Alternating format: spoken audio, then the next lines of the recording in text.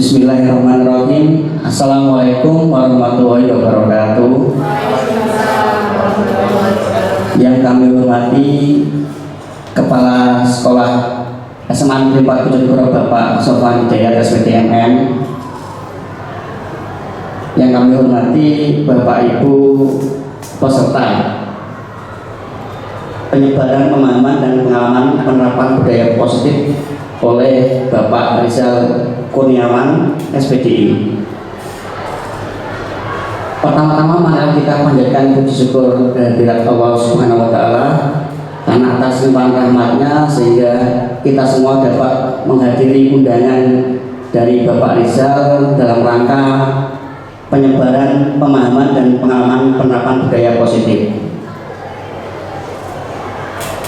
Yang kedua, salawat serta salam semoga tetap tercurahkan kepada junjungan kita Nabi Muhammad SAW beserta para pengikutnya yang telah membawa kita dari zaman jahiliyah ke zaman Islamiyah. Bapak Ibu, perlu saya sampaikan acara pada hari ini.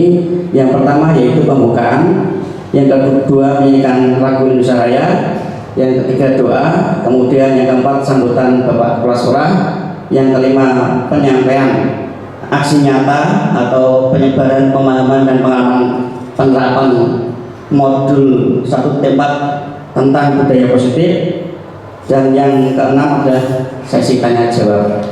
Baik, kita buka kegiatan ini dengan bacaan basmalah bersama-sama. Bismillahirrahmanirrahim. Untuk acara kedua itu menyanyikan lagu Indonesia Raya. Hadirin dimohon berdiri. Untuk petugas dirisinya monggo.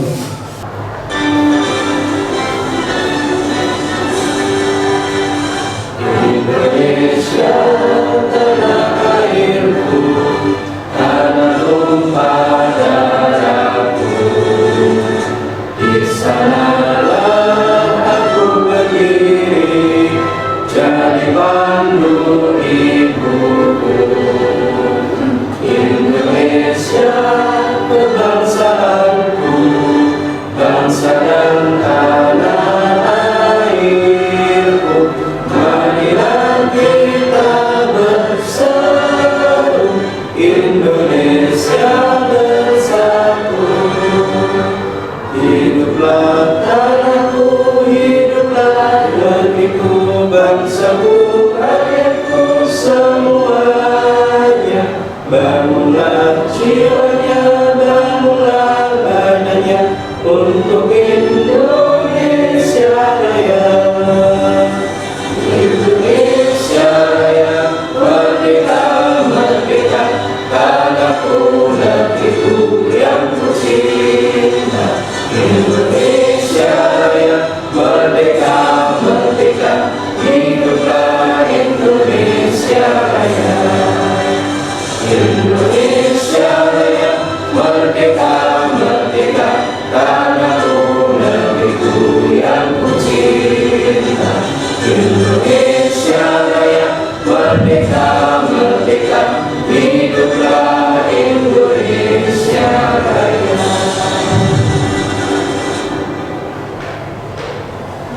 Hadirin dipersilakan untuk kembali. Baik Bapak Ibu, untuk acara ketiga yaitu doa. Doa akan disampaikan oleh Bapak DRS Supriyo Yudi. Kami persilakan Bapak. Assalamualaikum warahmatullahi wabarakatuh.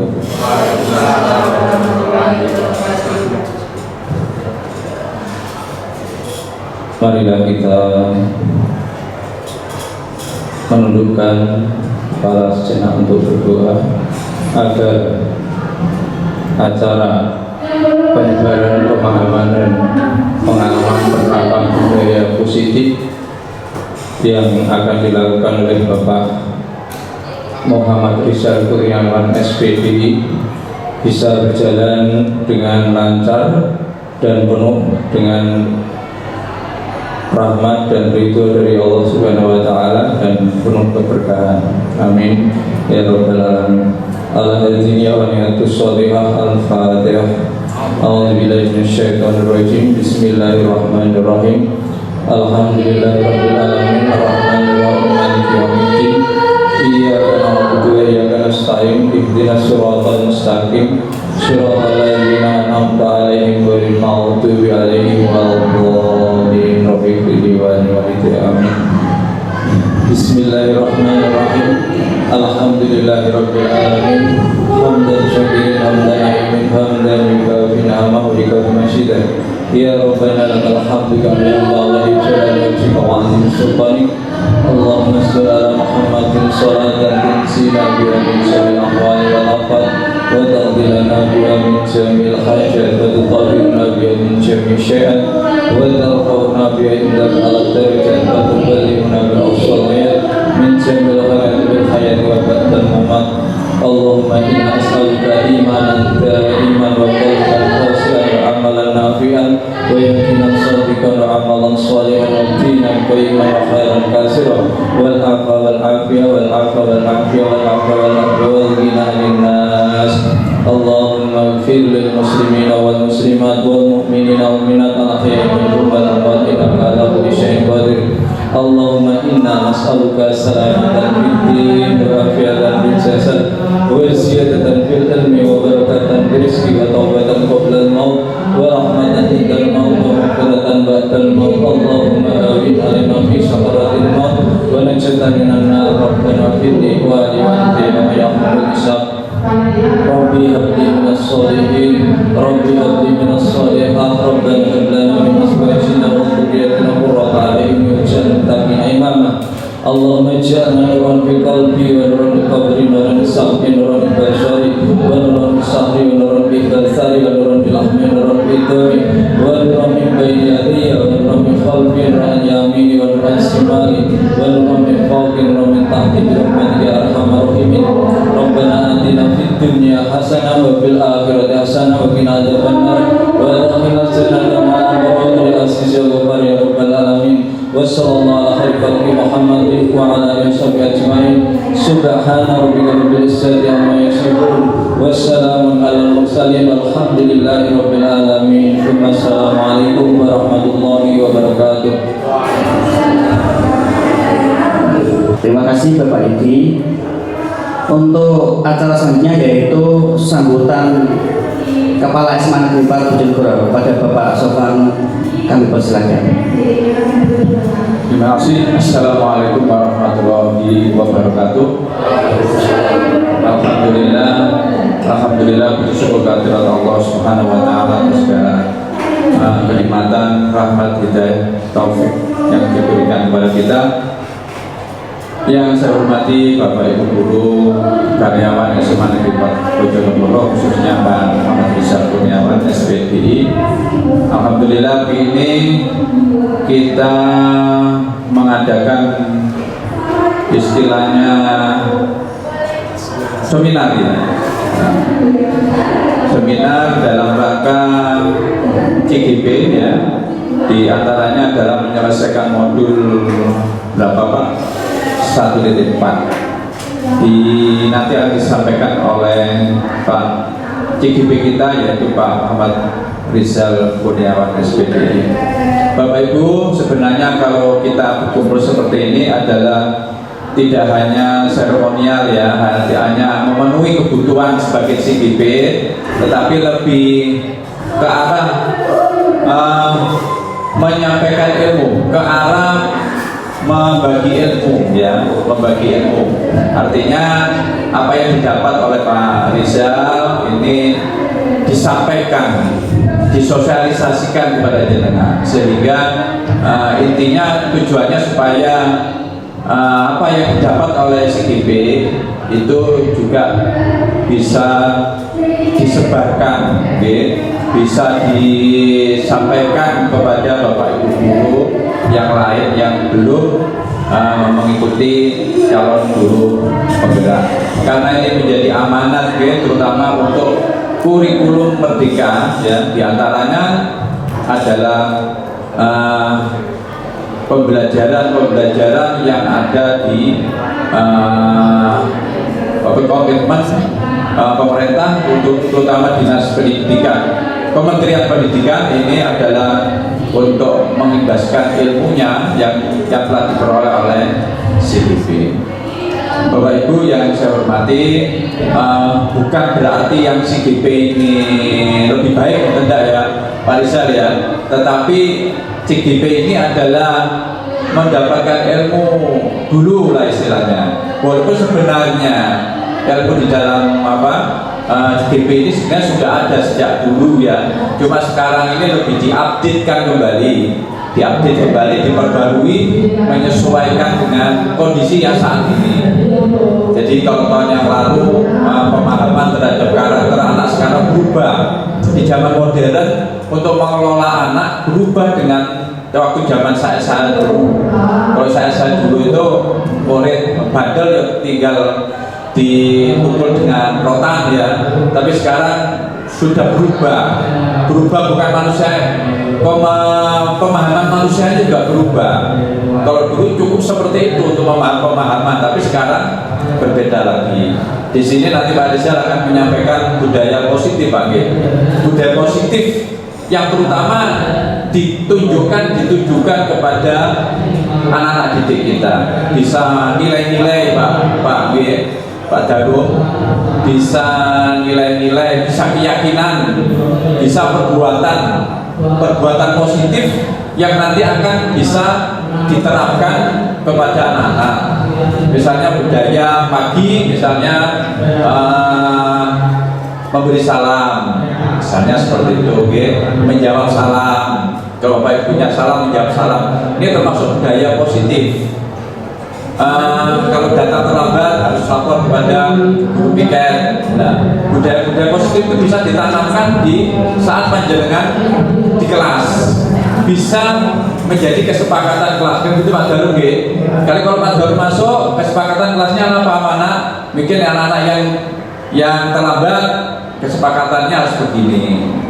Kemudian kesepakatan lagi, kalau Bapak Ibu guru jam pertama sudah masuk, maka kelas itu harus bersih. Ini menjadi budaya positif yang nanti akan bisa ditanamkan kepada anak. Sehingga budaya positif yang ada di setiap guru, walaupun guru bisa mengelola kelasnya masing-masing, asal tidak keluar dari peraturan sekolah. Jadi kalau Pak Rizal mempunyai khas khusus, kalau masuk kelas mengucapkan salam kemudian berdoa misalnya. Kalau Pak Darum setelah salam memberi motivasi. Jadi semua guru mempunyai ciri khas sendiri sehingga anak-anak itu bisa mengambil tauladan dari kita. Jadi inilah, jadi misalnya ini paradigma untuk menghilangkan budaya negatif. Mestinya kita masuk itu langsung pasang badan, misalnya langsung cemberut, langsung ngomel lah, seperti itu kan tidak bisa dijadikan sebagai budaya positif. Ini mungkin barangkali yang bisa dilanjutkan oleh Pak Rizal. Mungkin Pak Rizal mempunyai mempunyai tema khusus atau mempunyai trik khusus untuk menyampaikan tentang budaya positif. Ini Bapak Ibu yang saya harapkan panjenengan yang belum CGP ya nanti mendaftar gitu Pak Rizal ya. Keberhasilan CGP Pak Darum, Pak Rizal itu keberhasilannya kalau teman-temannya terimbas. Tapi kalau teman-temannya nggak ikut daftar, berarti nanti kesannya Pak Rizal dan Pak Darum, Bu Feni ini kesannya waduh berat CGP itu. Padahal CGP itu kalau di sana penuh dengan keceriaan Bu Feni ya. Bermain, bersunda gurau, membuat karya dan sebagainya, menghargai teman yang berkarya. Oh saya lihat seperti itu. Karya-karyanya juga tidak terlalu spesial gitu. Jadi karya-karyanya tidak begitu spesial harus begini tidak. Tapi setiap CGP yang mempunyai karya itu terus dihargai, itu yang lebih baik daripada dari karya-karyanya berupa modul saja sudah dihargai. Termasuk modulnya Pak Darum itu terbaik, modulnya terbaik di kelompoknya Pak Darum. Setelah diseleksi itu ya kemudian disampaikan ke panel. Nah, seperti itu salah satu dari yang lain yang pintar nyanyi juga waktu di panel itu menampilkan tariannya, ada tari, ada yang puisi, macam-macam ya, terutama guru-guru SD Bapak Ibu ya, guru SD sama guru TK. Waduh saya lihat orangnya tuh ceria gitu loh, gak cemberut. Terus kita kadang-kadang lain dengan guru matematika sama kimia itu gitu. Jadi kalau jadi tampak pertama ini yang pertama juga tinggal meyakinkan, sehingga berikutnya terbebani anak itu. Kalau guru SD sama TK itu nyanyi terus agar-agar senyum. Ini mungkin yang bisa aku sampaikan bahwa itu untuk supaya menjadi semangat kita dalam menggapai atau mempelajari tentang guru-guru. Saya kira itu Pak Presiden cukup gitu. Terima kasih, kurang lebihnya mohon maaf. Assalamualaikum warahmatullahi wabarakatuh.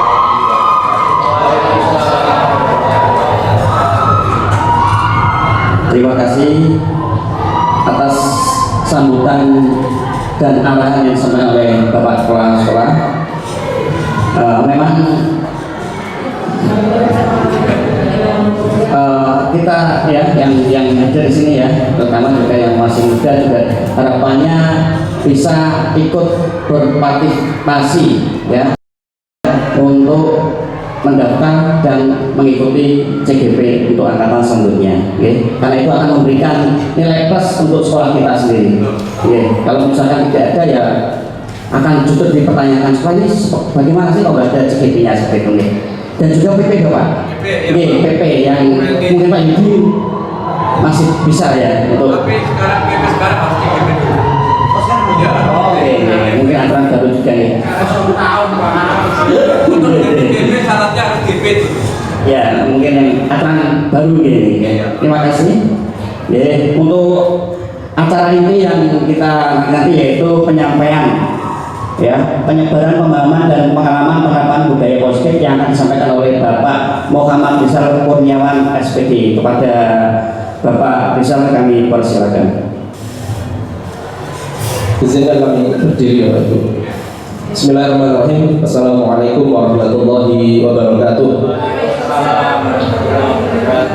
Yang terhormat Bapak Sofwan Hidayat selaku Kepala SMA Negeri 4 Bojonegoro, yang kami hormati seluruh Bapak Ibu Guru SMA Negeri 4 Bojonegoro yang sudah menyempatkan hadir. Saya ucapkan terima kasih sekali, mungkin mengganggu waktu panjenengan ya, tapi saya yakin panjenengan datang kemari tidak lain dan tidak bukan niatnya ingin menuntut ilmu ya, karena di sini kita akan belajar bersama Bapak Ibu.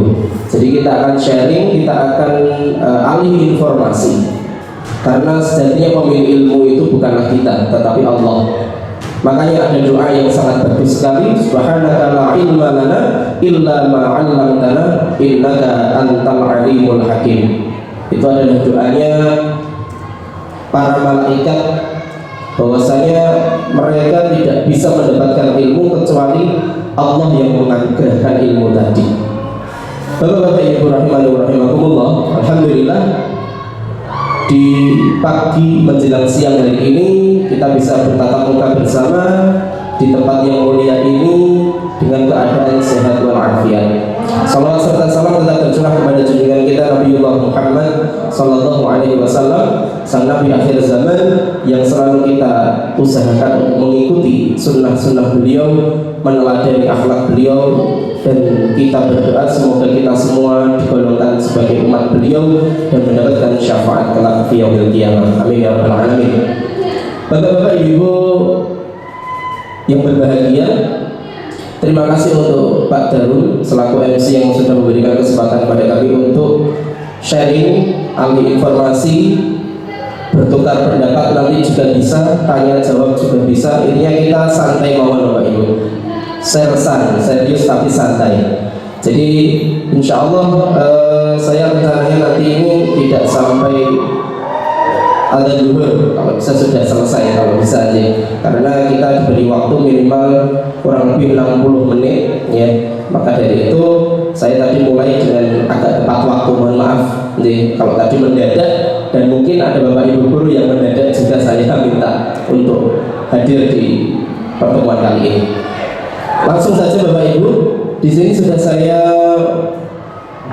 susun untuk PowerPoint yang insya Allah nanti akan mewakili apa yang saya sampaikan juga di siang hari ini tentang menyebarkan pemahaman dan pengalaman penerapan budaya positif modul 1.4 calon guru penggerak angkatan 8. Kami ini angkatan 8 dan kemarin tanggal 17 sudah dibuka angkatan 10. Sakit menjadi daerah sasaran atau tidak Bu Fadil? Bojonegoro. Oh, jadi daerah sasaran. Jadi monggo nanti Bapak Ibu yang masih muda, masih berkarya, masih sangat memungkinkan untuk ikut, insya Allah di dalamnya sangat banyak hal positif yang bisa kita dapatkan. Bapak-bapak, ibu-ibu yang berbahagia, inilah yang akan kami sampaikan dalam kurang lebih 60 menit ke depan. Konsep inti budaya positif. Yang pertama ada yang namanya perubahan paradigma belajar, ataupun ada juga yang mengatakan perubahan paradigma pembelajaran.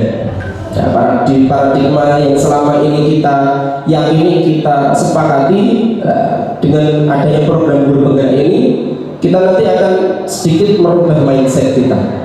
Insya Allah bukan tujuannya lebih jelek, tidak, pasti lebih baik. Dan yang kedua ada disiplin positif. Bagaimana cara kita mendisiplinkan anak, tetapi anak tersebut tidak tersakiti, ya, sehingga ada kalimat disiplin positif, ya, sehingga disiplin yang bisa kita laksanakan itu benar-benar disiplin dalam rangka belajar, bukan dalam rangka menghukum atau menghakimi. Lalu ada juga nilai-nilai kebajikan. Nah, nilai-nilai kebajikan ini bersifat universal yang nanti akan kita sampaikan juga, bahwasanya nilai-nilai kebajikan, nilai-nilai kebaikan itu tidak memandang apa agamanya, apa rasnya, apa sukunya, karena nilai-nilai tersebut berhak untuk semua. Terus ada kebutuhan dasar manusia. Ya, dalam kebutuhan dasar manusia nanti kita akan sampaikan, ternyata kita manusia itu punya kebutuhan yang harus dipenuhi. Dan kadang-kadang ketika manusia itu tidak bisa memenuhi kebutuhan tadi, dia akan melakukan suatu tindakan di luar nalar ataupun tindakan kesalahan karena dia kurang dari kebutuhan tadi. Akhirnya terjadilah pelanggaran-pelanggaran karena dia kurang dalam pemenuhan kebutuhannya. Nanti ada juga motivasi perilaku manusia, posisi kontrol guru, yang nanti akan kami jelaskan juga bagaimana posisi kita sebagai guru itu.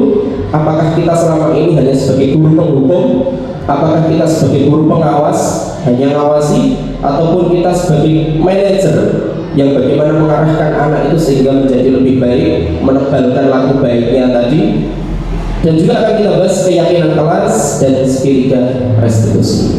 Yang pertama kita akan main-main dulu Bapak Ibu. Ini sudah pernah disampaikan, kalau ini sudah pernah ikut di pengimbasan ini dulu seperti Pak Darul ini, kebetulan saya yang disuruh. Sekarang saya ingin minta Pak David sama Pak Abdul.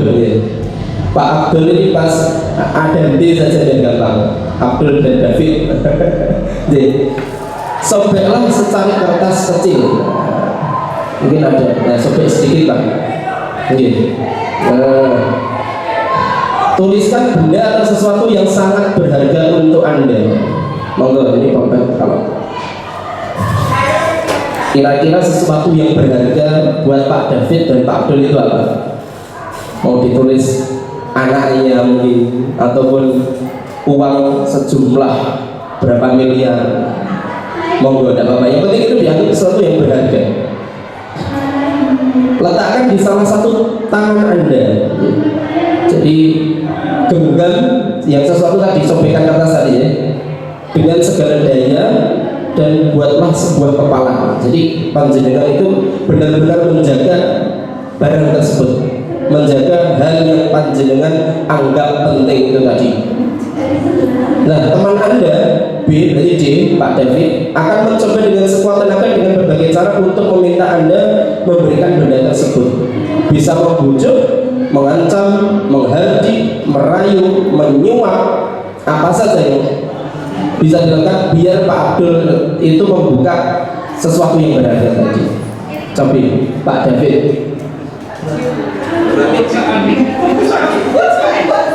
David, ini Itu Pak, dirayu atau gimana Pak? Kiri Pak, kiri. Dipaksa Pak ini, dipaksa Pak ini. Secara fisik Pak ini. Ini biar kelihatan. Abdul, tolong dibebaskan, saya tidak mau. Jangan Pak, saya tidak mau Pak. Nggak usah dipaksa Pak. Ampun. Abon, tidak bisa memaksa deh. Sekarang Pak Abdul memaksa Pak David, bisa deh. Memaksa terserah Pak. Oh, merayu, ayo Pak, kita Pak coba. didengarkan orang dari tadi. Saya minta tadi diberikan. Ini barang yang diberikan saya minta dengan seikhlasnya. Nanti jangan dibalas ke Allah Subhanahu Wa Taala. Enggak apa-apa. Berarti jangan tidak mau. Kebuatan mau. Terima kasih. Tepuk tangan untuk Pak Abdul dan Pak David, sudah sangat bagus sekali dalam berakting gitu. Ternyata dua-duanya tidak ada yang mau membuka kepalanya karena dianggap itu hal yang sangat berharga. Jadi Pak David sama Pak Abdul. Mungkin kalau boleh tahu Pak Abdul nulis apa? HP. Pak David motor. Ya, itu dua hal materi yang sangat berharga bagi bapak-bapak ini. Ya, sebenarnya tidak hanya materi Bapak Ibu sekalian. Mungkin panjenengan punya ilmu, mungkin panjenengan punya teori, mungkin panjenengan punya kelebihan yang lain yang itu tidak ingin panjenengan sebarkan ke yang lain. Nah, jadi yang terjadi tadi adalah tidak mau. Dari ilustrasi tadi kepala tangan ada beberapa kemungkinan jawaban. Yang pertama, bersedia membuka karena rayuan yang luar biasa. Tapi tadi tidak ada yang bersedia.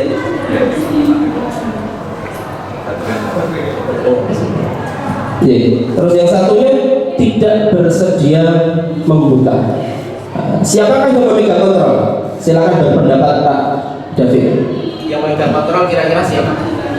Yang memegang kontrol itu diri kita sendiri agar tidak memberikan hal tersebut kepada orang lain. Abdul? Oke, sama Pak. Yang megang kontrol ada yang punya barang itu, yang punya apa tadi yang dipegang itu, jadi mereka tidak bisa memberikannya. Betul. Jadi kesimpulannya kontrol itu sebenarnya pada diri kita sendiri. Nah, ini ada miskonsepsi, konsep yang miss itu artinya kayak miskomunikasi ataupun sesuatu yang kita anggap dulunya itu benar, oh ternyata kurang tepat. Nih, kita mengambil makna kontrol tadi yang sudah dipraktekkan oleh Bapak Abdul dan Bapak David. Nah, ini kita kaitkan sekarang dengan di dunia pendidikan kita sebagai guru, Bapak Ibu. Ini ada miskonsepsi makna kontrol. Ilusi guru mengontrol murid. Kelihatannya kita kontrol murid. Murid kita suruh, ayo bersihkan kelas, ayo kita sekarang berangkat ke alun-alun untuk olahraga di alun-alun, ayo Jumatan neng sekolahan, ojo ning jobo. Nah, kadang-kadang kita itu menganggap bahwasanya anak itu nurut gara-gara kontrol dari kita. Padahal kontrol tadi sudah disampaikan oleh bapak-bapak berdua ini tadi dari diri sendiri. Sebenarnya kontrol itu ya tergantung anaknya. Kontrol itu di diri anak sendiri. Jadi ada ilusi guru mengontrol murid. Ada juga ilusi bahwa semua penguatan positif efektif dan bermanfaat. Mungkin kadang-kadang memang mereka terpengaruh dengan kita, tapi motivasi intrinsik dari diri mereka itu lebih kuat daripada yang dari luar, seperti dari guru, seperti dari lingkungan ataupun orang yang menyuruh. Ilusi bahwa kritik dan membuat orang bersalah dapat menguatkan karakter. Dan yang terakhir, ilusi bahwa orang dewasa memiliki hak untuk memaksa. Jadi kontrol itu pada hakikatnya pada diri sendiri. Selanjutnya Bapak Ibu sekalian, perubahan paradigma. Nah, kita ke perubahan paradigma yang pelajaran tadi yang pertama akan kita pelajari, yakni dari stimulus respon menjadi teori kontrol. Kita bisa melihat yang pertama, stimulus respon. Kita mencoba mengubah orang agar berpandangan sama dengan kita. Kadang-kadang kita itu seperti itu Bapak Ibu. Karena nafsu kita pengennya wong iki kudu nurut awak dhewe. Orang itu harus menurut apa yang sudah kita canangkan itu tadi. Nah, kalau dalam teori kontrol, kita berusaha memahami pandangan orang lain tentang dunia ini. Jadi ada yang namanya musyawarah biar saling memahami. Jadi kalau orang yang diktator, ya mencoba mengubah orang agar berpandangan sama dengan dia. Terus yang kedua, perilaku buruk dilihat sebagai suatu kesalahan. Ya itu manusiawi ya. Kalau ada perilaku menyimpang, kita mesti nganggap itu salah. Nah, kalau dalam teori kontrol, si yang melakukan kesalahan tadi pasti ada tujuannya kenapa melakukan suatu kesalahan. Terus yang kedua, orang lain bisa mengontrol saya. Itu anggapan sebelumnya ketika stimulus respon. Tetapi dalam teori kontrol, hanya Anda yang bisa mengontrol diri Anda. Kalau dalam bahasa pondok itu saldomiro, tanyakan hati kecil. Nah, itu yang menggerakkan kita semuanya untuk melakukan suatu hal yang bisa jadi hal itu positif atau negatif. Yang selanjutnya, saya bisa mengontrol orang lain, tetapi dalam teori kontrol Anda tidak bisa mengontrol orang lain. Itu hanya ilusi sebenarnya, karena itu adalah paksaan sebenarnya. Yang ke 1, 2, 3, 4, 5, pemaksaan ada pada saat bujukan gagal. Bujukan gagal kayak tadi, panjenengan lihat bagaimana Pak Abdul dan Pak David bujukannya gagal, akhirnya untuk dipaksa. Nah, kalau dalam teori kontrol, kolaborasi dan konsensus menciptakan pilihan-pilihan baru. Jadi ada kolaborasi, ada musyawarah, ada kesepakatan bersama. Terus yang terakhir, model berpikir menang atau kalah. Nah, kalau dalam teori kontrol, model berpikir menang, saling menguntungkan. Jadi tidak dirugikan satu sama lain. Ini suatu ilmu yang luar biasa juga yang saya dapatkan dari sini Bapak Ibu sekalian. Sehingga merubah paradigma kami, oh iya ya, guru ini orang selamanya jadi subjek.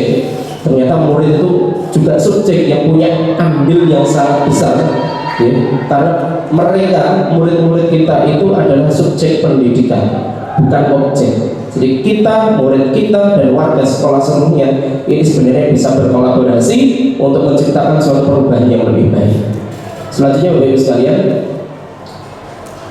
yang kedua, disiplin positif. Nah, kita harus tahu disiplin ini sebenarnya berasal dari bahasa Latin, disiplina, yang artinya belajar. Tetapi kalau kita memaknai disiplin sendiri, saya ingin tahu Bu Nurus, disiplin itu gambaran Bu Nurus itu sebuah yang apa? Terima kasih Pak Riza. Disiplin ya Pak Riza. Kalau menurut saya disiplin itu mematuhi aturan yang ada. Itu Pak Riza. Bu Rizky Mul, bisa berpendapat mungkin disiplin menurut Bu Rizky apa? Apakah disiplin menurut saya itu dia sudah mematuhi aturan yang ada. Jadi sudah kontinu, sudah tahu bahwa memang saya harus patuh pada aturan yang ada di lingkungan dia. terakhir Bu Rizky Amanatul? Ini ahli disiplin ini. Disiplin itu kalau menurut saya adalah apa ya? Siswa sudah bisa membiasakan diri untuk mematuhi norma maupun peraturan yang ada di masyarakat maupun yang diterapkan di lingkungan sekitarnya. Terima kasih. Disiplin yang disampaikan oleh Ibu Nurus, Ibu Rizky, dua Rizkinya itu sudah sangat hampir mendekati dengan disiplin itu sendiri. Nah, pada hakikatnya Bapak Ibu, disiplin itu belajar itu jadi disiplin. Cuma kadang-kadang kita itu disiplin konotasinya adalah ketat, sesuatu yang harus dipatuhi, yang harus mengandung perintah dan larangan. Nah, kalau kita belajar teori disiplin positif, disiplin mengacu pada disiplin diri yang memiliki tanggung jawab terhadap apa yang dilakukan berdasarkan nilai-nilai yang diyakininya. Disiplin positif merupakan salah satu cara penerapan disiplin yang bertujuan untuk menumbuhkan kesadaran serta memberdayakan peserta didik tanpa imbalan, ancaman ataupun hukuman. Imbalan, ancaman atau hukuman. Nah, kalau anak-anak sudah sadar tanpa ada hukuman, wah itu berarti sudah sangat disiplin anak-anak tadi. Karena selama ini yang kita laksanakan ketika mendisiplinkan anak, ya kudu ada sanksi, ya kudu ada hukuman. Ataupun sebaliknya ketika anak itu melakukan sebuah prestasi, yang kita harus memberikan imbalan, kadang-kadang seperti itu. Nah, sebagai pendidik tujuan kita yaitu mewujudkan peserta didik yang memiliki disiplin diri dan mengacu pada nilai-nilai kebajikan universal dan memiliki motivasi intrinsik, motivasi dari dalam diri untuk merubah perilakunya menjadi yang lebih baik. Bapak Ibu yang berbahagia, nilai-nilai kebajikan adalah sifat-sifat manusia yang merupakan tujuan mulia yang ingin dicapai setiap individu. Nilai-nilai tersebut bersifat universal, lintas bahasa, bangsa, agama, dan latar belakang.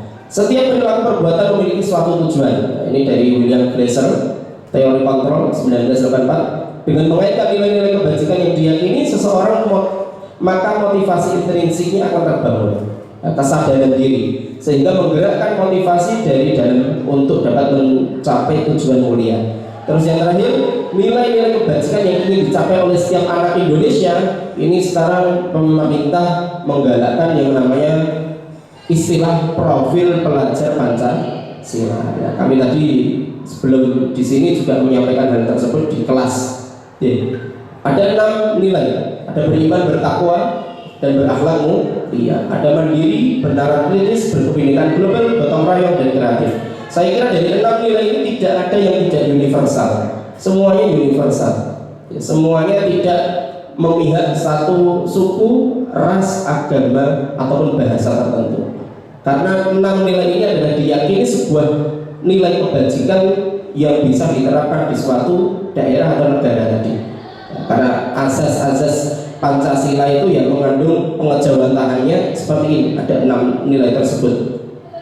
Bapak-bapak, ibu-ibu yang dimuliakan oleh Allah, teori motivasi perilaku. Sekarang kita belajar hal yang ketiga, motivasi perilaku manusia. Yang pertama, motivasi karena untuk menghindari ketidaknyamanan atau hukuman. Apa yang akan terjadi apabila saya tidak melakukannya? Jadi ini motivasi eksternal. Jadi kita melakukan sesuatu itu ben ora dihukum, ben ora oleh suatu ketidaknyamanan. Jadi nek aku nglakoni iki apa sing tak oleh kok. Jadi ada motivasi dari luar, dari eksternal. Ada yang kedua, untuk mendapatkan imbalan dari orang lain atau institusi. Apa yang akan saya dapatkan apabila saya melakukannya? Kayaknya pengen oleh apa. Jadi kadang-kadang kita itu, ya saya sendiri pun juga melaksanakannya, yaitu menjadi sebuah evaluasi bagi diri saya, yakni memberikan hadiah, imbalan, penghargaan yang mungkin itu tidak secara spontan. Karena kalau secara spontan kemarin ketika kami elaborasi itu katanya boleh, tapi kalau secara terjadwal itu sebenarnya kurang baik bagi anak. Seperti yang sudah dilakukan di SMA Negeri 4 sendiri ini, yang saya kira kalau sesuai dengan teori yang ada di sini, ini kurang tepat. Ketika semesteran pasti memberikan hadiah untuk peringkat 1, 2, dan 3. Ya, mungkin itu sudah menjadi adat, jadi untuk merubahnya sangat sulit ya. Nanti tugasnya Pak Darun sama teman-teman. Ya intinya itu yang mungkin saya lihat di SMA Negeri 4 ini masih rutin, ya. Sehingga anak-anak motivasinya bukan karena dari diri sendiri, tapi ada sesuatu eksternal. Walaupun sebenarnya anak-anak juga mau ini kok. Saya kira seperti itu, seperti yang diterima oleh Mas Rafa mungkin ya. Karena paling menodok alat-alat tulis dan lain sebagainya. Nah, tapi ini sebenarnya kurang tepat Bapak Ibu sekalian. Terus yang terakhir ini yang pengen kita bangun, untuk menghargai diri sendiri. Ini yang cukup sulit, tapi ini adalah tantangan pulau panjenengan kami sebagai Bapak Ibu guru. Saya akan menjadi orang seperti apa bila saya melakukannya. Nek aku sregep sinau, nek aku nilai apik pas ujian, aku bakalan manfaat kanggo wong liya. Saya bakalan bermanfaat bagi orang lain. Nah, untuk menumbuhkan motivasi internal ini memang sangat butuh waktu.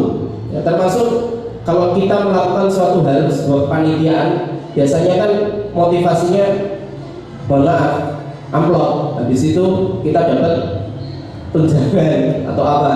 Nah, itu terkadang masih ada di dalam diri kita. Itu tidak memikirkan sebenarnya ada loh manfaat yang kita dapatkan dari tugas itu. Ketika kita menjadi pengawas ujian, kita belajar disiplin. Ketika kita menjadi pembina OSIS, kita belajar bagaimana berkolaborasi dengan anak-anak. Ketika menjadi wali kelas, ya, kita akan belajar bagaimana mengelola kelas. Jadi akan ada hal-hal yang sebenarnya sangat positif yang kadang-kadang kita memendamnya ini di dalam yang kita keluarkan hanya motivasi ekstrinsik tadi. Apa tuh saya tak oleh ini, aku terus dari wali kelas, nah aku jadi waka mungkin. Kalau saya jadi kepala sekolah, kalau saya jadi kepala cabdin, ya, mungkin eksternalnya itu lebih besar daripada intrinsik atau internalnya. Selanjutnya Bapak Ibu untuk meningkat waktu. Nah, saya ingin bertanya kepada Bapak Ibu yang tadi belum menjawab mungkin ya, boleh tindakan guru mencatat 100 kali di dalam buku kalimat saya tidak akan terlambat lagi sampai 100 kali, itu termasuk hukuman atau konsekuensi? Hukuman. Bu Hanif, lari mengelilingi lapangan basket 2 kali karena terlambat hadir di sekolah, hukuman. Pak Yudi, murid diminta untuk push up 15 kali karena tidak menggunakan masker ke sekolah. Bisa hukuman, bisa konsekuensi, tergantung pada perjanjian sebelumnya. Tergantung pada perjanjian sebelumnya, bisa hukuman, bisa konsekuensi. Bu Okti, menggantikan kertas tugas teman yang telah dicoret-coret, konsekuensi.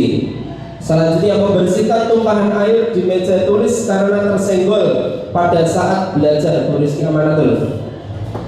Hukuman, konsekuensi. Murid disuruh untuk mengenakan sepatu seharian di sekolah karena tidak mengenakan sepatu hitam. Maksudnya tidak menggunakan sepatu, itu sangat penting ini. Konsekuensi atau hukuman, Bu Rizky? Hukuman. Terus yang terakhir, lari mengelilingi lapangan basket 2 kali karena terlambat 10 menit untuk pelajaran PJOK. Terus hukuman. Oke. Dari jawaban-jawaban lanjutan tadi, kita di sini diberi sebuah saran untuk melakukan yaitu restitusi. Ya. Hukuman dan konsekuensi terkadang butuh, memang saya tidak menafikan itu dan kita masih mempraktikannya. Tetapi di dalam program guru penggerak ini kita dikenalkan dengan apa yang namanya restitusi. Apa itu restitusi, Bapak Ibu? Proses menciptakan kondisi bagi murid untuk memperbaiki kesalahan mereka, sehingga mereka akan bisa kembali pada kelompok mereka dengan karakter yang lebih luas. Restitusi juga merupakan proses kolaboratif yang mengajarkan murid untuk mencari solusi untuk masalah mereka sendiri dan membantu murid berpikir tentang orang seperti apa yang mereka inginkan, tujuan mulianya, dan bagaimana mereka harus memperlakukan orang lain. Jadi ini menggali hal-hal positif dari si murid tadi ketika melakukan sebuah kesalahan, bukan malah mendownkan, bukan malah kita menjatuhkan harga martabat mereka atau membuat rasa bersalah mereka, tetapi kita diminta untuk membangun istilahnya apa sih nilai-nilai positif yang ada di dalam diri mereka yang bisa dimunculkan sehingga kesalahan yang mereka lakukan itu bisa mereka sadari itu adalah salah dan tidak akan diulangi kembali. Nah, selanjutnya 5 kebutuhan dasar manusia. Nanti ini akan nyambung. Yang pertama, kebutuhan hidup. Ya, saya kira kalau dengan sami kita semuanya butuh yang namanya kebutuhan hidup, ya, seperti uang, seperti makanan, minuman, rumah, hal-hal yang berkaitan tentang kebutuhan untuk bertahan hidup.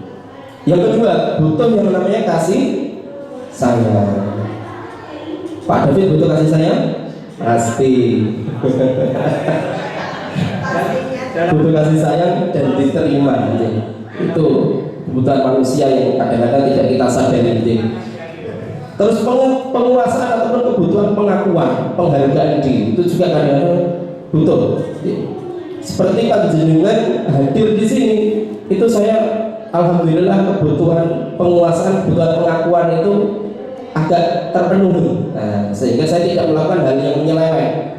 Ya apa yang hal yang menyeleweng? Mungkin saya mendatangkan guru dari luar SMA Negeri 4. Alhamdulillah guruku enak, karena terjadi Bapak Ibu di teman saya itu seperti itu ada. Karena guru-gurunya tidak mendukung, akhirnya dia ke sekolah swasta untuk membantu dalam penyelesaian tugasnya.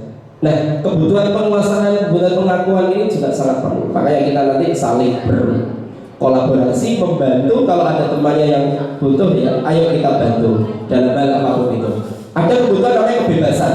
Kita tidak mau dikekang banget nih. Kebebasan itu pasti kita pengen, ya. Ataupun merdeka, istilah sekarang. Yang terakhir kebutuhan kesenangan. Pasti kita senang melakukan hal yang mengandung kesenangan, bahagia, dan akan perasaan kita itu tidak tertekan kalau sebuah hal itu kita senangi. Selanjutnya Bapak Ibu, kita bicara tentang keyakinan kelas. Mengapa tidak peraturan saja? Mengapa disebut harus keyakinan kelas? Nah, untuk mendukung motivasi intrinsik kembali ke nilai-nilai atau keyakinan untuk lebih menggerakkan seseorang dibandingkan mengikuti serangkaian peraturan.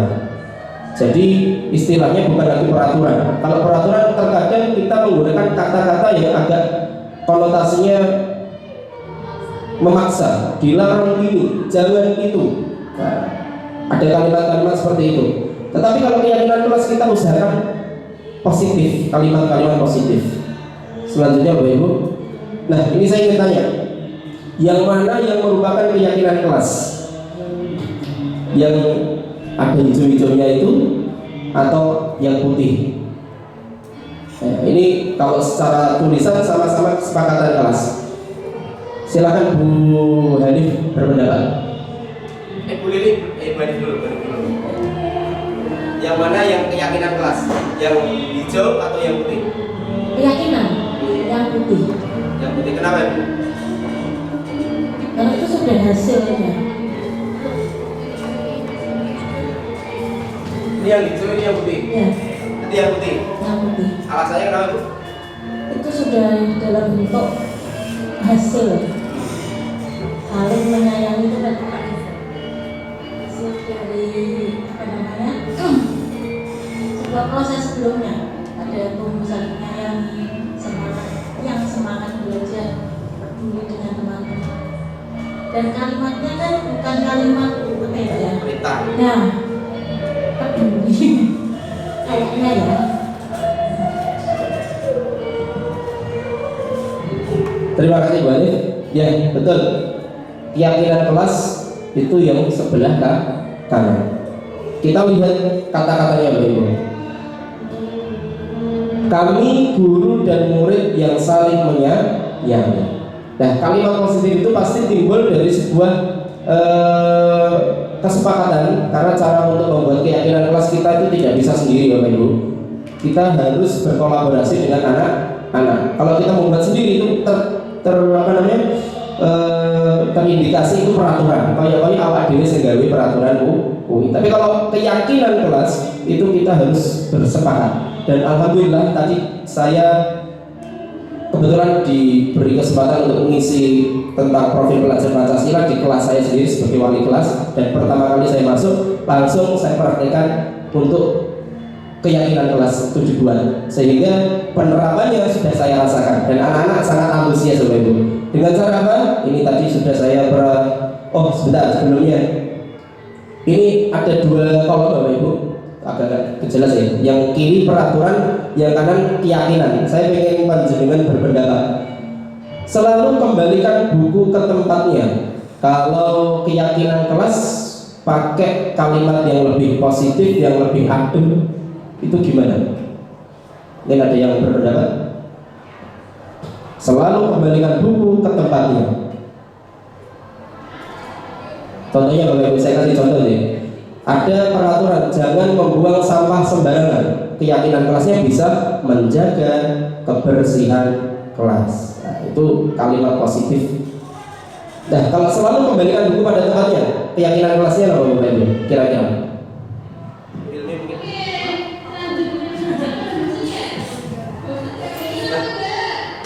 Nilai kebajikan, kalimatnya kira-kira. Kami mengembalikan buku kembali ke tempatnya dengan sadar. Pak MC, monggo. Ya, berpendapat ya Pak ya. Selalu merapikan buku. Oh, kalau ada, ya, merapikan buku pada tempatnya. Merapikan buku pada tempatnya. Gimana Pak Ibu? Sudah menjadi kalimat positif?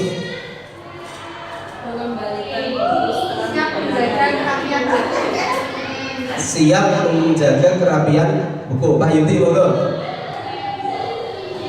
Sebenarnya banyak itu tidak terbatas atau tidak terikat Bapak Ibu. Tergantung panjenengan mau buat kalimatnya bagaimana. Setelah membaca, mengembalikan ke tempatnya. Boleh. Gimana Bapak Ibu? Memang ini agak susah-susah gampang. Oke. Selalu kembalikan buku ke tempatnya. Bisa jadi keyakinan kelasnya kalau menurut saya. Tapi kan menurut panjenengan, saya tidak ada menyalahkan, tidak. Semuanya sudah berusaha untuk membuat kalimat positif. Tetapi biar lebih enak lagi menjaga ketertiban rak buku, mungkin seperti itu, ataupun menjaga kebersihan, kerapian. Nah, itu bisa seperti itu. Ya kita sama-sama belajar. Saya pun juga masih belajar. Tidak apa-apa. Semuanya tidak salah, tidak ada yang salah, tidak ada yang benar. Dalam program guru penggerak kita selalu diberikan kemerdekaan. Jadi tidak ada salah atau benar dalam pembelajaran. Dilarang mengganggu orang lain. Kira-kira keyakinan kelas apa yang bisa kita munculkan? Bagus sekali, kita sudah tepuk tangan untuk Dewi. Saling menghargai, itu kalimat positif. Calon CGP selanjutnya hadir di sekolah 15 menit sebelum pembelajaran dimulai. Datang tepat waktu, betul. Sebenarnya ada satu kolom lagi itu kalau mau kita tambahin nilai kebajikan. Nilai kebajikannya apa? Kayak tadi tanggung jawab, betul. Kalau yang kedua dilarang saling menghormati, tadi nilai kebajikannya toleransi bisa, kasih sayang bisa. Hadir di sekolah 15, datang 15 menit sebelum pembelajaran dimulai, datang tepat waktu. Terus nilai kebajikannya apa kira-kira? Disiplin, betul sekali. Dilarang melakukan kekerasan. Pak David, apa kira-kira keyakinan kelasnya? Menjaga kedamaian. Kenapa? Saling menyayangi. Nanti panjenengan yang wali kelas bisa dipraktekkan langsung di kelasnya aja. Kalau sudah ketemu nanti besok ada kesempatan. Dilarang menggunakan narkoba.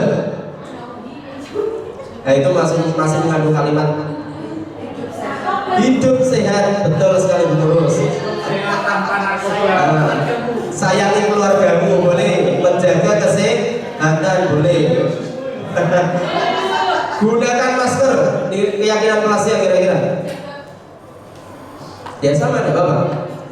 Jaga kesehatan. Bergantian atau menunggu giliran?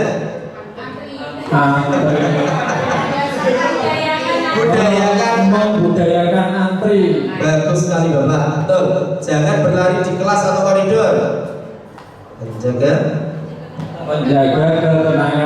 ketenangan, ketertiban. Bagus sekali. Nah, ini baru saja tadi pagi saya perhatikan. Anak-anak saya minta untuk membuat peraturan kelas setiap anak di kertas apa itu namanya Pak? Post-it. Mereka membuat peraturan macam-macam. Ada yang dilarang ngecip, dilarang apa ini tadi. Saya bawa. dilarang membawa sajam, senjata tajam. Ini anak-anak banyak kreatif mereka. Datang tepat waktu atau dilarang terlambat, harus izin bapak ibu ketika keluar kelas, dilarang perundungan dan lain sebagainya. Dari kurang lebih 30-an lebih anak, mereka mempunyai ide masing-masing untuk suatu nilai kebajikan yang ada di kelas kita. Nah, dari situ nanti kita terapkan biar jadi keyakinan kelas dengan kalimat-kalimat positif agar apa? Muncul motivasi intrinsik yang tadi sudah kita pelajari, agar muncul bahwa dirinya itu bisa loh menjadi orang yang bermanfaat bagi yang lain ketika melaksanakan keyakinan kelas. Jadi, selanjutnya Ibu, saya mau tanya, ini yang ke-6 ya, ada 8, tinggal 2 poin yang ingin saya sampaikan. 5 posisi kontrol guru. Kira-kira dari 5 ini yang sering kita laksanakan masih yang mana Ibu? Penghukum, pemantau, atau pembuat merasa bersalah, kontrol Ustaz, teman, atau manajer? 1, 2, 3, 4. Kadang-kadang kita memposisikan penghukum ketika anak itu benar-benar di luar batas.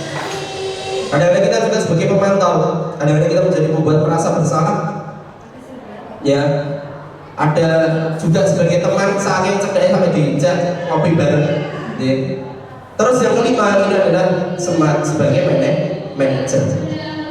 Bapak Ibu, kira-kira dari 5 ini yang diinginkan dari program guru penggerak ini adalah kita sebagai manajer, walaupun belum sempurna mungkin kita untuk melaksanakannya, tapi kita berusaha.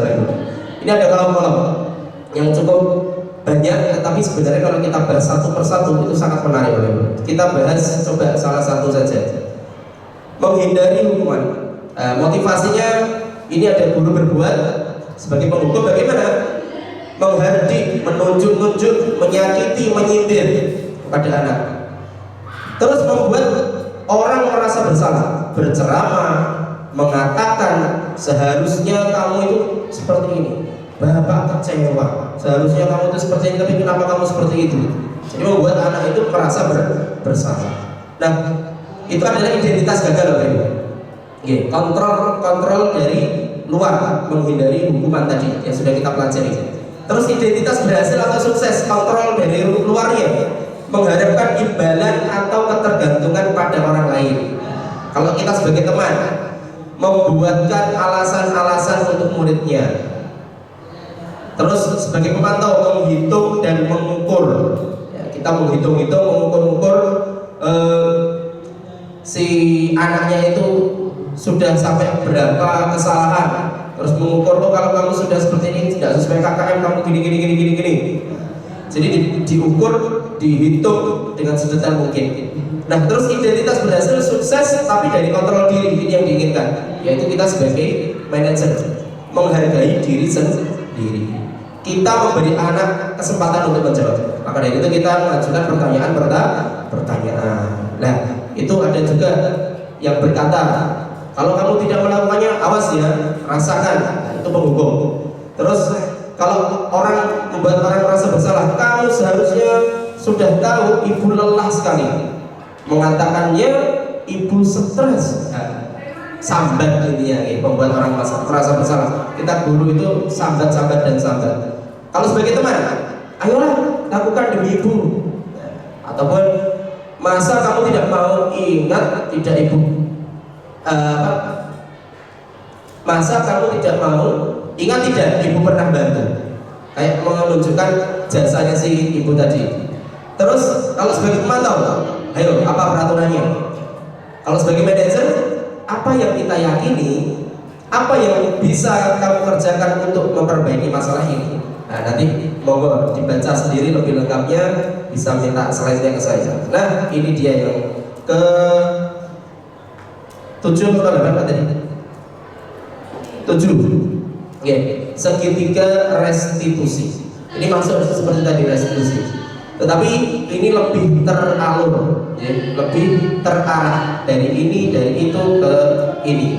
Nah, mulai dari validasi kebutuhan, menstabilkan identitas, menanyakan keyakinan, ataupun bisa dibalik, menstabilkan identitas dulu, validasi kebutuhan, baru menanyakan keyakinan. Nah, ini contoh-contoh. Setiap orang pasti pernah melakukan kesalahan. Panjenengan kalau menemukan anak yang berbuat salah, panjenengan harus memberikan penguatan dulu, diusahakan. Setiap orang pasti punya kelemahan. Setiap orang pasti mahalul khata' wa nisyan.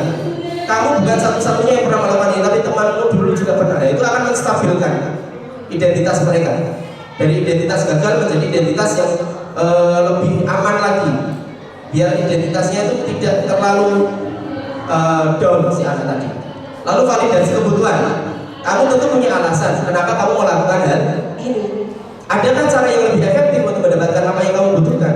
Karena anak tadi melakukan suatu kesalahan, pasti dia butuh sesuatu dari 5 kebutuhan pokok manusia yang dia tidak bisa memenuhinya.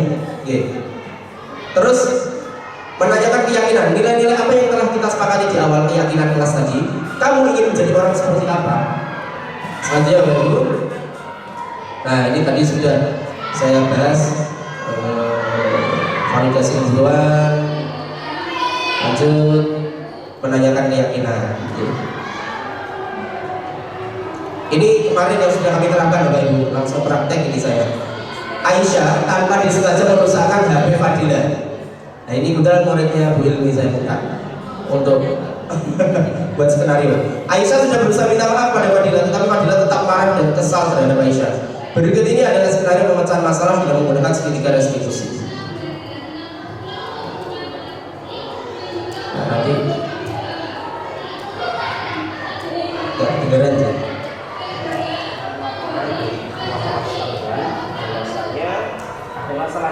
Ini yang saya lakukan pertama adalah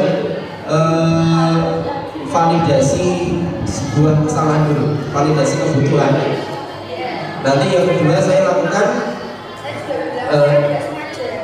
menstabilkan identitas.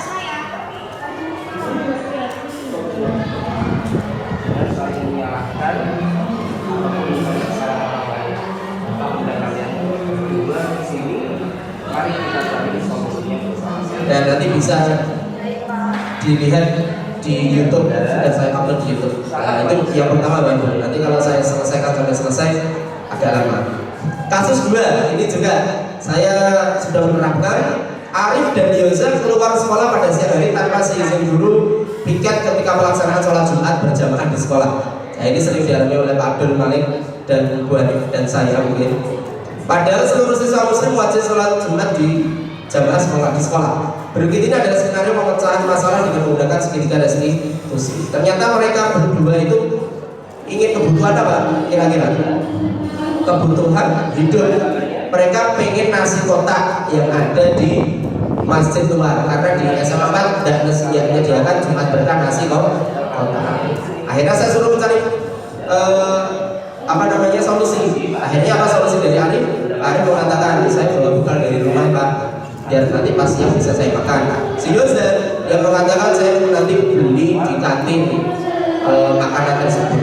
Nah, nanti selanjutnya bisa dilihat di video yang ada di YouTube, saya sudah menyebarkannya. Terakhir Bapak Ibu, refleksi. Namanya sesuatu yang sudah kita dalami, pelajari, yang kita alami, pasti butuh yang namanya ataupun kita harus merefleksikan. Kira-kira yang pertama Bapak Ibu, hal baru apa yang mengubah paradigma saya yang saya dapatkan setelah melakukan atau mengikuti pembebasan saat ini? Satu orang. Tadi mikirnya kali saya Bu Dewi. Oke Bu Dewi silakan. Kira-kira hal baru apa yang Bu Dewi dapatkan dari pembebasan saya pada siang hari ini? Pakai mic dulu. Paradigma baru apa ataupun mindset apa yang Bu Dewi dapatkan dari pembebasan pada siang hari ini? Tentang keyakinan dan kesepakatan kelas tadi itu sangat penting saat memulai pembelajaran. Jadi dari yang sudah disampaikan Pak Rizal tadi nanti akan saya praktekkan di kelas ini. Itu mungkin yang bisa saya dapatkan dari pembelajaran hari ini. Terima kasih Bu Dewi. Yang kedua, perasaan apa yang muncul selama mengikuti sesi ini, khususnya mengenai makna disiplin dan motivasi intrinsik pengebodi. Mungkin bisa berpendapat untuk merefleksikan kegiatan kita pada siang hari ini. Perasaan yang muncul setelah saya mengikuti kegiatan ini ya, khususnya mengenai makna disiplin dan motivasi intrinsik. Siswa itu apa? Saya sebagai guru belajar juga di sini bagaimana caranya siswa itu untuk disiplin. Kita kan sharing nih Pak. Karena memang setiap siswa itu kan dengan berbagai karakter banyak sekali, ada yang begini dan begitu. Jadi kita belajar sharing di sini bagaimana caranya untuk mendisiplinkan siswa dengan tidak menjudge dan tidak memberi hukuman dan sebagainya. Terima kasih. Terima kasih Bu Okti. Yang ketiga, peran Among seperti apakah yang telah saya lakukan selama ini? Among itu menuntut ngomong. Gimana Bu Rizky? Sudah memerankan sebagai Among atau belum ketika menjadi seorang guru? Bu Rizky aman atau bodoh? Kira-kira peran Among seperti apa yang telah saya lakukan selama ini? Ya, mungkin Bu Rizky yang sudah dilakukan apakah sudah menjadi seorang penghukum, pengawas atau apa? Mungkin diceritakan pengalamannya boleh sudah. Kalau saya selama ini mungkin lebih ke sebagai seorang penghukum ya, atau pengawas. Dan untuk kedepannya setelah mengikuti kegiatan pembahasan hari ini, manajer. Ya mungkin saya akan menjadi manajer atau apa sebenarnya teman. Mungkin seperti itu Pak Rizky. Terima kasih Bu Rizky Amanatul. Yang keempat, saya akan menjadi Among yang seperti apakah setelah mengikuti kegiatan pengibasan hari ini? Ya Bu Rizky dulu pas Jumat lalu sudah ditanya. Pokoknya Bu Rizky menjadi Among yang seperti apa?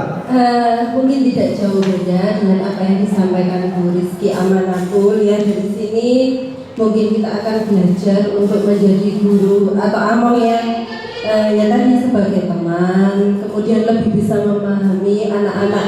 Jadi kita tidak memaksakan apa yang menjadi kehendak kita ya. Mungkin ini sih Pak Rizal, cuma tadi di benak saya ya, tadi kan masalah kedisiplinan. Sebenarnya saya tadi ingin tanya. Di sini ada sesi tanya jawab lagi. Oh gitu, okay.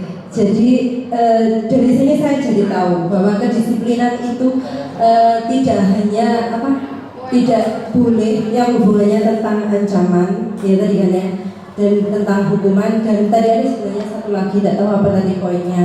Ya dari sini jadi saya tahu, oh bahwasanya untuk menegakkan kedisiplinan itu, yaitu tadi kita kadang harus mengerti ya, jadi apa sebenarnya yang diinginkan oleh anak-anak. Jadi kita tidak memaksakan kehendak kita sebagai seorang guru. Terima kasih Bu Lurus. Jadi kita harus paham kebutuhan anak tadi butuh apa sehingga kita bisa memenuhinya. Oke Bapak Ibu, terakhir kata-kata hari ini. Anak-anak tumbuh sesuai kodratnya sendiri ya. Yang sering diucapkan oleh Bu Feni, Pak Darun dan Bu Tika, kodrat alam dan kodrat zaman ya, karena alamnya anak sekarang berbeda dengan alamnya panjenengan dulu, zamannya sekarang juga zaman dahulu juga berbeda. Maka anak-anak itu tumbuh sesuai kodratnya sendiri, tidak bisa kita paksakan mereka harus sama dengan kita. Biar bapak ini cepat sampai ketahuan, sekarang tidak bisa seperti itu ataupun tugas-tugasnya dulu itu seperti itu. Kalau sekarang sudah ada digitalisasi dan lain sebagainya. Pendidik hanya dapat merawat Bapak Ibu. Kalau Ki Hajar Dewantara itu mengatakan seperti petani, merawat dan menuntun tumbuhnya kodrat itu.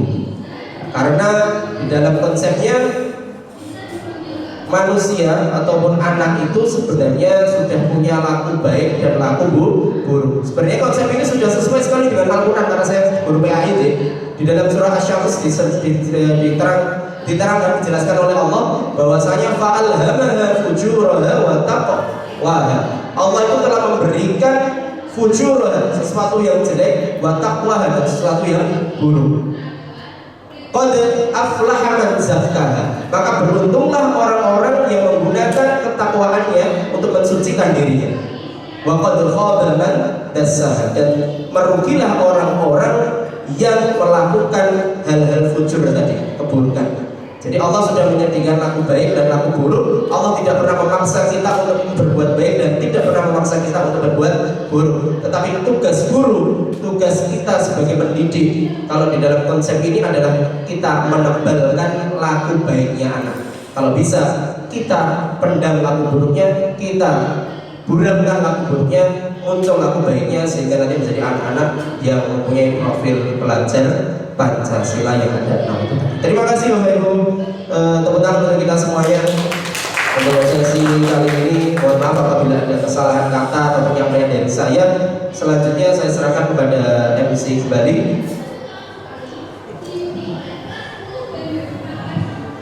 Baik, demikianlah pemaparan yang disampaikan oleh Bapak Rizal.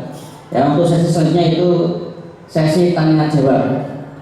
Karena keterbatasan waktu, sesi tanya jawab dibatasi oleh 1 penanya saja, ya. 2. Ya, monggo untuk sesi tanya jawab yang pertama. Siapa yang mau mengajukan pertanyaan? Tidak harus tanya, tidak harus bisa memberi masukan juga boleh. Refleksi kritis dari panjenengan. Oke, kalau bisa ada umpan baliknya Bapak Ibu, biar nanti sesuai alur. Umpan balik dari Bu Nurus tadi mungkin mau bertanya, ya? Silakan. Ya, paling tidak ada 3 pertanyaan. Terima kasih Pak Rizal. Jadi ini melanjutkan yang tadi tentang kedisiplinan, kembali lagi tentang kedisiplinan. Tadi kan disarankan tidak mengandung unsur ancaman, hukuman seperti itu. Kita ambil contoh kecil aja di sekolah kita di SMA 4 ini, ya. Kita tahu ada namanya buku poin, ya. Saya nggak tahu itu proses pembuatannya buku poin itu seperti apa. Kalau menurut jenengan ini sebagai CGB angkatan 8, apakah penentuan poin-poin yang ada di situ sudah tepat, ya, atau sudah apa istilahnya, ya? Maksudnya sudah pas. Dan saya itu kalimatnya kan,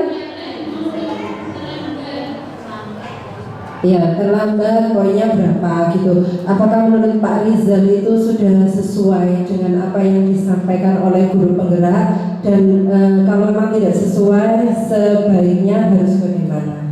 Terima kasih. Ya, sebentar Bapak. Jadi intinya seperti ini Pak Rizal, yang dimaksud Bu Nurus, ya. Apakah pemberian poin itu mampu mendisiplinkan anak? Itu sudah cukup. Terima kasih. Terima kasih Pak Darul. Sebenarnya lagi-lagi kita kembali ke teori kontrol tadi.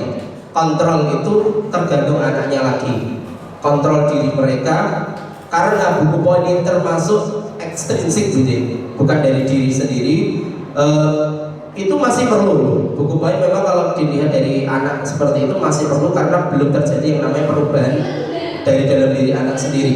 Jadi kalau menurut saya sudah baik, tapi perlu ada penyempurnaan di dalam penyampaian diksinya mungkin, sehingga tidak terkesan menghukum. Nanti mungkin bisa dicanangkan, karena ini paradigma perubahan. Kalau paradigma perubahan itu berarti memang harus berubah. Nah, dalam berubah itu butuh proses yang tidak singkat. Ya, kalau sesuai dengan konsep yang ada di program guru penggerak, ya sebenarnya kurang sesuai. Karena lebih ke motivasi ekstrinsik dan dia bersifat menghukum dan konsekuensi tadi, belum mempraktikkan kita sebagai sebuah restitusi, menggali dari diri anak sendiri biar sadar, lalu dia tidak mengulangi kembali. Mungkin itu yang dapat saya sampaikan. Mohon maaf apabila ada kekurangan. Selanjutnya Bapak Ibu, ada tanggapan atau? Ya, untuk pertanyaan kedua, monggo silakan. Satu lagi penanya, mungkin dari bapaknya yang perangkan, ya, dari bapak Pak Abdul atau Pak David, ya, perwakilan, monggo. Mungkin ada masukan usulan juga ada bapak. Satu lagi, nah, ya terakhir Bu Okti, ya bapak. Ya, terima kasih. Terima kasih. Assalamualaikum warahmatullahi wabarakatuh. Waalaikumsalam warahmatullahi Jadi wabarakatuh. saya mau bertanya, bagaimana caranya Pak Rizal selama ini di dalam perlakuan pengalaman kelas selama ini bagaimana untuk disaringkan ke teman-teman lainnya. Jadi kita bisa, oh gini loh Pak Riza ya, setelah pembelajaran mengikuti TGP itu, oh seperti itu. Terima kasih Mbak Uli. Karena program guru penggerak ini yang saya ikuti baru dari bulan Mei, Juni, sekarang Juli deh. Dan Juni-Juli ini anak-anak masih belum aktif, masih 1 bulan pembelajaran. Yang sudah saya terapkan atau yang sudah saya mindset saya berubah dari yang sebelumnya. Saya menganggap murid itu sebagai subjek pendidikan karena mereka ini adalah hal yang harus kita pentingkan. Bahkan di dalam salah satu kalimat Ki Hajar Dewantara itu menghamba pada murid. Walaupun kelihatannya tidak pas ya, tapi maksudnya beliau itu kita sebagai guru itu harus benar-benar mengayomi murid, melayani murid sehingga laku baiknya itu bisa muncul. Yang sudah saya lakukan, saya sekarang orientasinya bukan lagi saya harus memegang kendali kelas itu tadi, tapi saya memberikan kesempatan kepada anak untuk berpendapat, lebih meluaskan, lebih memerdekakan mereka karena mereka mempunyai potensi dan minatnya masing-masing. Ya, kalau istilah sekarang ya kayak pembelajaran berdiferensiasi itu tadi. Tapi baru sebentar karena saya baru mengikuti ini sebentar, terus anak-anak masuk pembelajaran, setelah itu ujian. Saya tidak bisa mempraktekkan lebih luas masih aja. Ya ini tadi baru saja saya praktekkan karena saya baru pertama kali masuk yang ada di kelas saya melakukan keyakinan kelas itu sudah saya lakukan juga. Dan tentunya budaya-budaya positif yang sebenarnya sudah kita lakukan, cuma di CGP ini juga ada, bisa dikaitkan kayak senyum, sapa, salam, itu saya praktekkan juga ke anak-anak, terus berdoa sebelum mulai pembelajaran dan lain sebagainya. Mungkin itu waktu untuk jawaban, mohon maaf apabila ada kekurangan. Cukup Bapak Ibu untuk sesi tanya jawab, saya kira cukup. Selanjutnya acara kami serahkan kepada MC. Silakan Bapak dulu. Terima kasih Bapak Riza yang telah memberikan jawaban atas pertanyaan-pertanyaan dari rekan guru. Untuk penutup sebelum penutup mohon Bapak Ibu bisa berdiri dulu. Tak sebentar sebentar ya. Biasanya kalau saya seperti itu yang aneh-aneh juga ya. Tapi ya sudah. Tanya di atas. Apakah pembelajaran hari ini bermanfaat? Ikut saya. Masuk.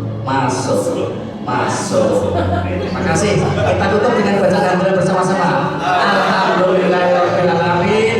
Wassalamualaikum.